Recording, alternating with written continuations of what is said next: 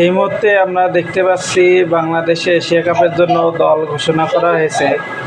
সেখানে অনুমিতভাবে লিটন দাসকে ক্যাপ্টেন হিসেবে রাখা হয়েছে এবং তার সাথে কন্টিনিউ আগে সিরিজে খেলা সবাই আছে, কিন্তু সারপ্রাইজিং প্যাকেজ হিসেবে এসেছে সাইফ হাসান এবং নুরুল হাসান সোহান, যাকে আমরা সকল ক্রিকেট প্রেমীরা চাচ্ছিলাম যে এই দুজনকে দলের সাথে ইনক্লুড করা হোক। সাথে সৌম্য সরকারকেও অনেকে চাইছিলেন, কিন্তু সৌম্য সরকারকে স্ট্যান্ডিং বাই হিসেবে রাখা হয়েছে। আমরা আগে দেখে নেই বাংলাদেশ দলের স্কোয়াডটা। ক্যাপ্টেন হচ্ছে লিটন কুমার দাস, তানজিদ হাসান তামিম ওপেনিংয়ে থাকবে, পারভেজ হোসেন ইমন।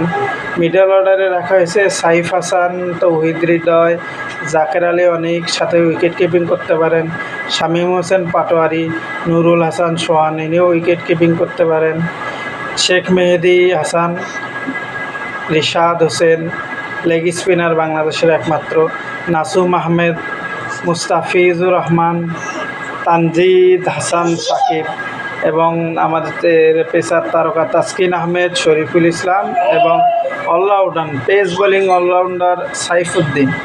আমরা এখানে দেখছি দলটা মোটামুটি ঠিক হয়েছে এবং ব্যালেন্স একটা টিম, কিন্তু আপনার ওপেনিংয়ে কিছুটা সমস্যা আছে। ওপেনিংয়ে আমরা রেখেছি মাত্র 3 জনকে, কিন্তু লিটন কুমার দাস খেলবে ওয়ান ডাউনে।